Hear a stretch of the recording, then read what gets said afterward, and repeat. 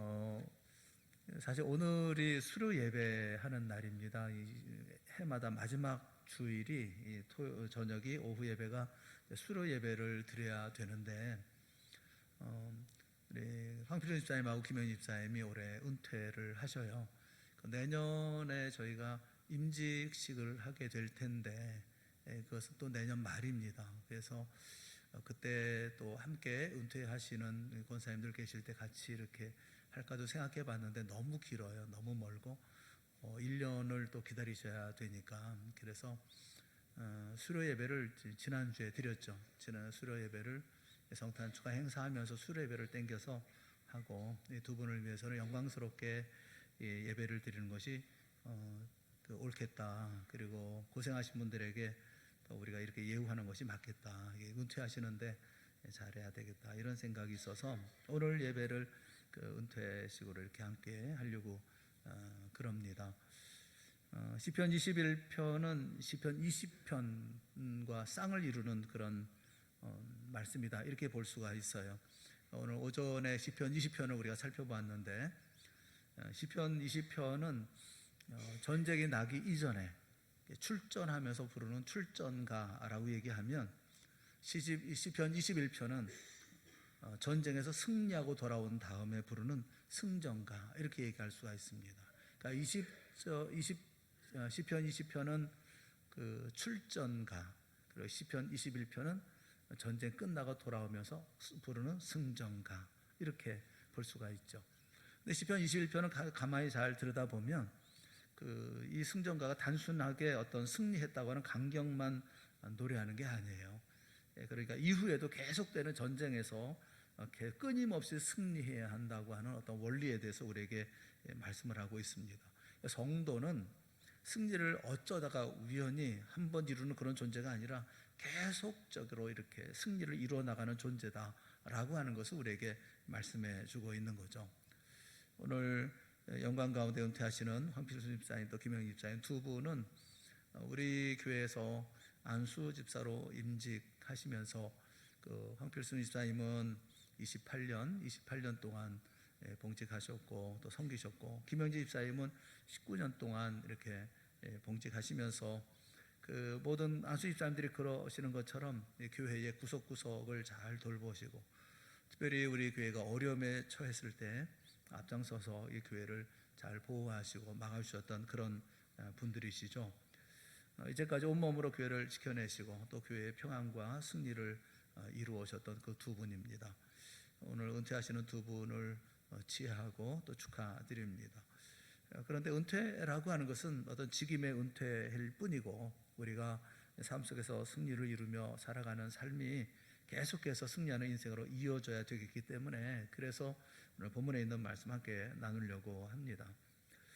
시편 21편의 가장 중요한 핵심되는 구절이 7절입니다. 7절이 왕이 여호와를 의지하오니 지존하신 이의 인자함으로 흔들리지 아니하리이다 라는 말씀이에요. 왕이 여호와를 의지하오니, 하나님을 의지하는 것, 이것이 승리의 원동력이고 승리의 원천이다, 이렇게 말씀하고 있죠.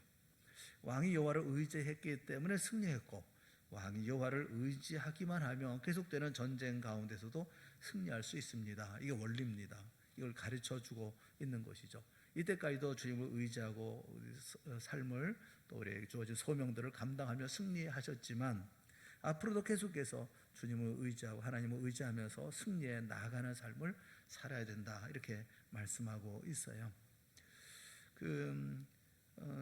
우리가 생각해 보면 사실 우리의 능력이라든가 힘이라고 하는 것은 가면 갈수록 다 약해지는 것 아닙니까? 또 무너지고 또 약해지는 것이죠.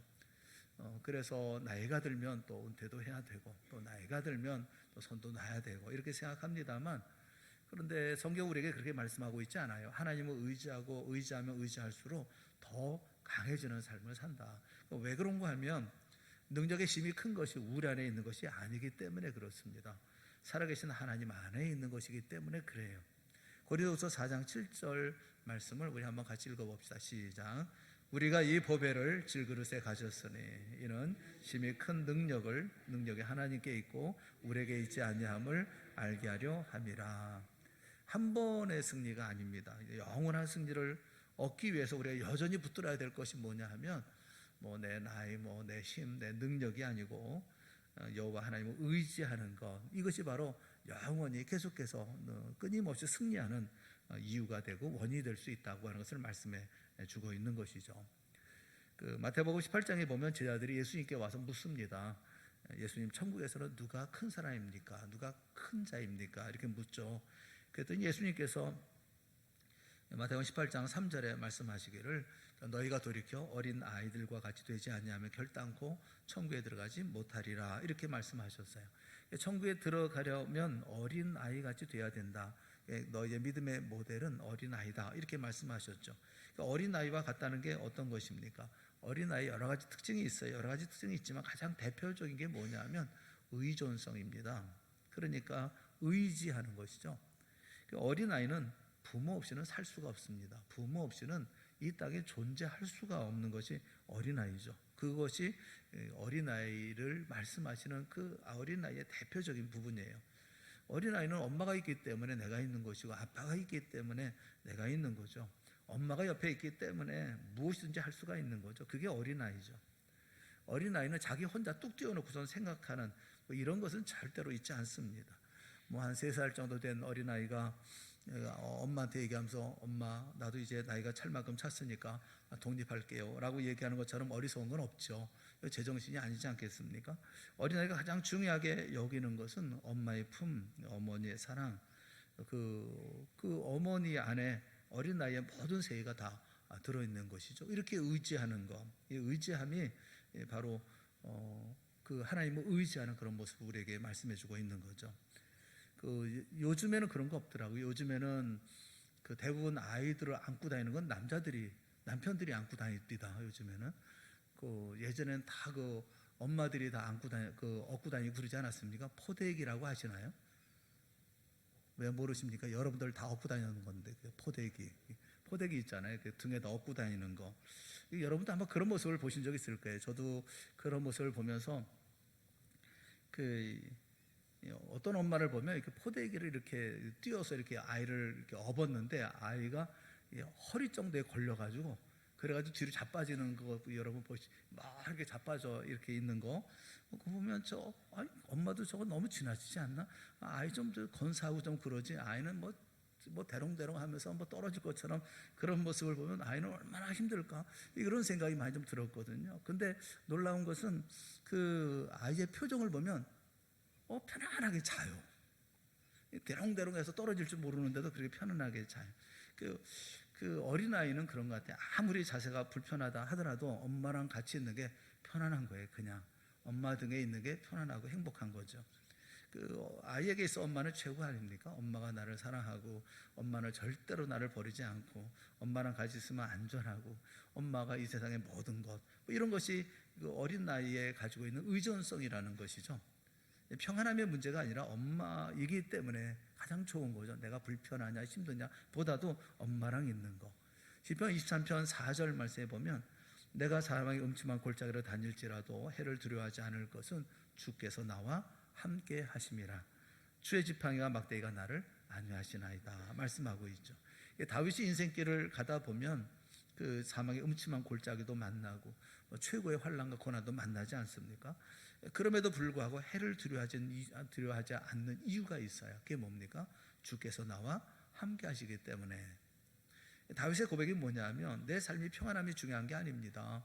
내 삶의 안락이 중요한 게 아닙니다. 내가 가는 것이 음침한 골짜기고 사망의 골짜기라 할지라도 주님이 나와 함께 하신다고 한다면 그곳이 나에게 천국이 될 수 있습니다. 이런 고백이잖아요. 우리가 주님께 의존한다고 하는 것은 다른 게 아니에요. 주님 품이 최고입니다. 내가 모든 것을 다 잃어버린다 할지라도 불편함이 있다 하더라도 힘든 것이 있다 하더라도 주님이 제일 좋습니다. 주님이 주시는 것이 최고로 좋은 것입니다. 이런 고백이죠. 시편 21편을 통해서 어린아이 같은 그런 주님만 의존하는 사람의 특징, 이 두 가지를 살펴볼 수가 있는데, 어린아이 같이 주님만 의존하는 사람의 특징이 뭐냐면 기도의 사람이 된다라는 거죠.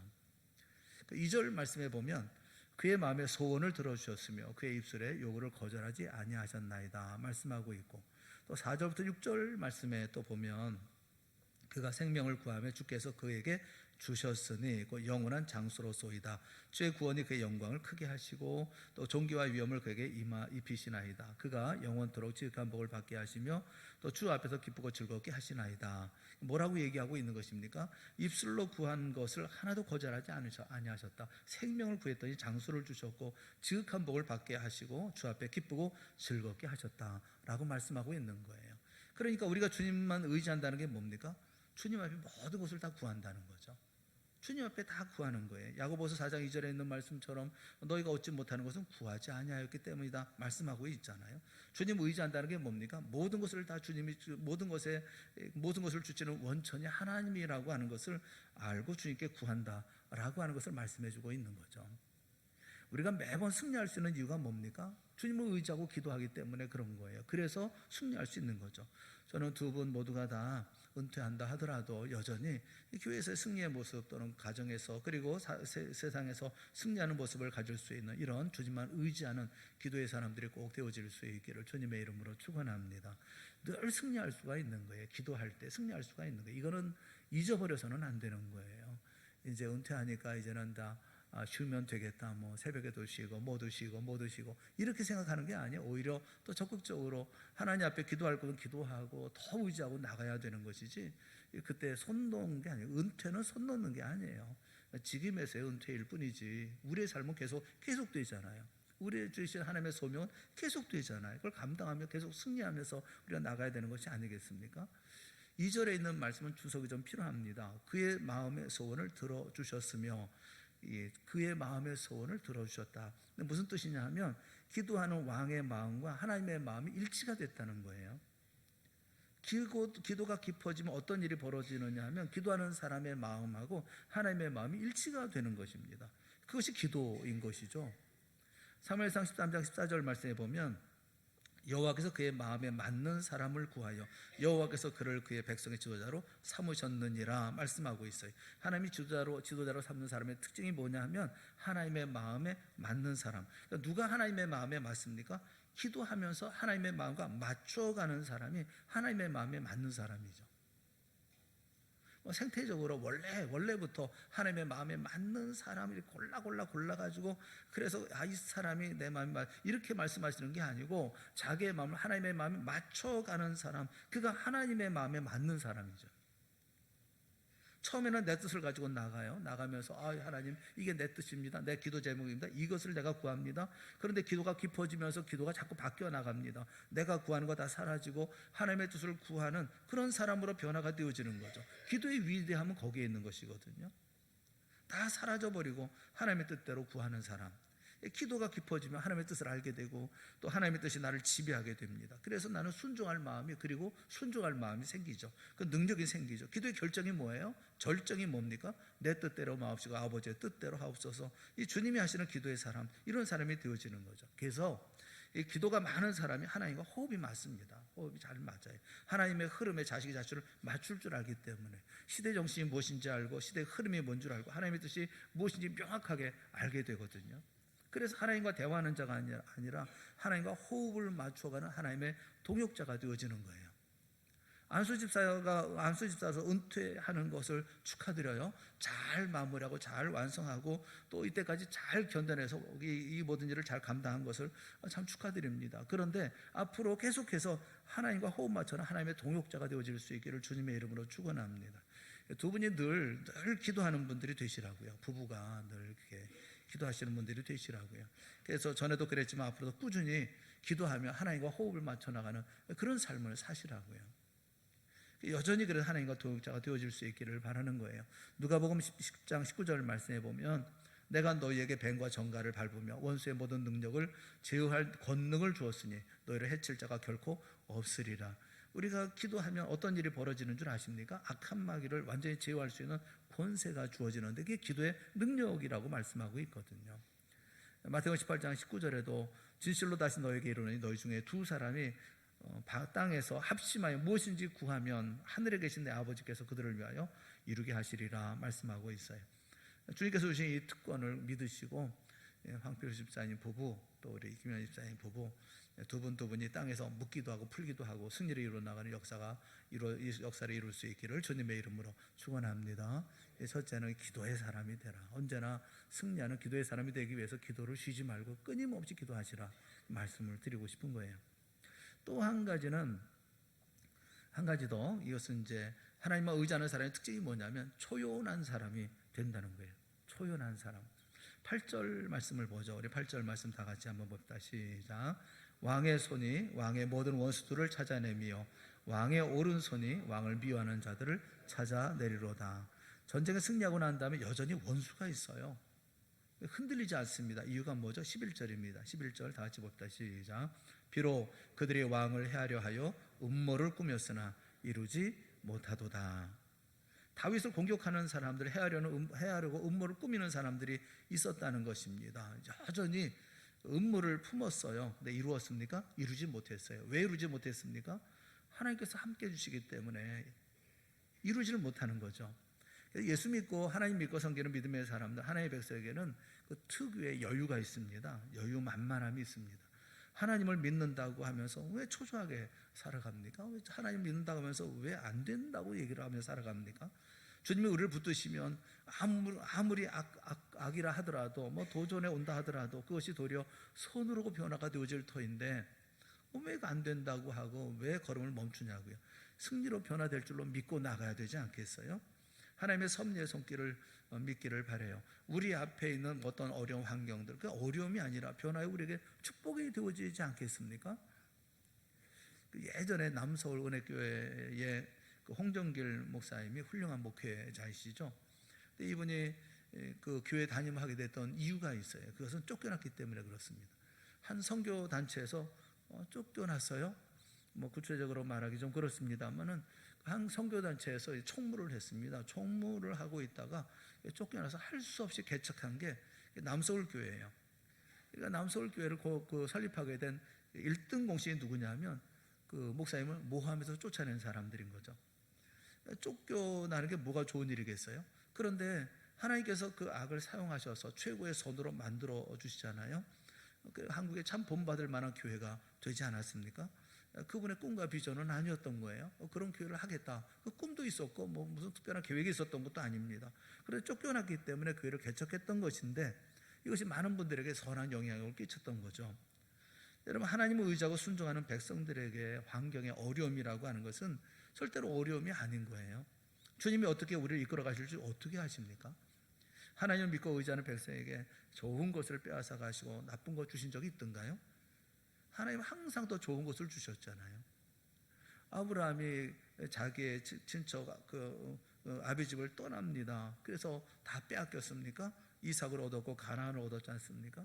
요셉도 집에서 오히려 노예로 팔려 나가면서 그러면서 자기가 원하지 않던 곳으로 갔지만 그러나 아버지와 형님과 동생, 진정한 가족을 이루는 놀라운 역사가 이루어지지 않았나요? 모세도 쫓겨나서 미디안 광야에서 40년 동안 남의 처가살이를 했던 사람이지만 그러나 그가 이스라엘의 위대한 영도자가 되게 하셨고, 다윗도 사울에게 쫓겨 이리저리 다 방황했지만 이스라엘의 마침내 왕이 되지 않았습니까? 도망쳤던 예수님의 제자들 모두가 다 사도가 됐잖아요. 미약했던 초대교회는 오늘날 전 세계의 교회의 모태가 되지 않았습니까? 여러분, 세상에 믿지 않는 사람들이 이것이 마지막 기회인 줄 알고 뭐 그것이 부들부들 떨면서 뭐 개 끌려가도 끌려갑니다만 고민은 또 수준이 있는 거 아니겠어요?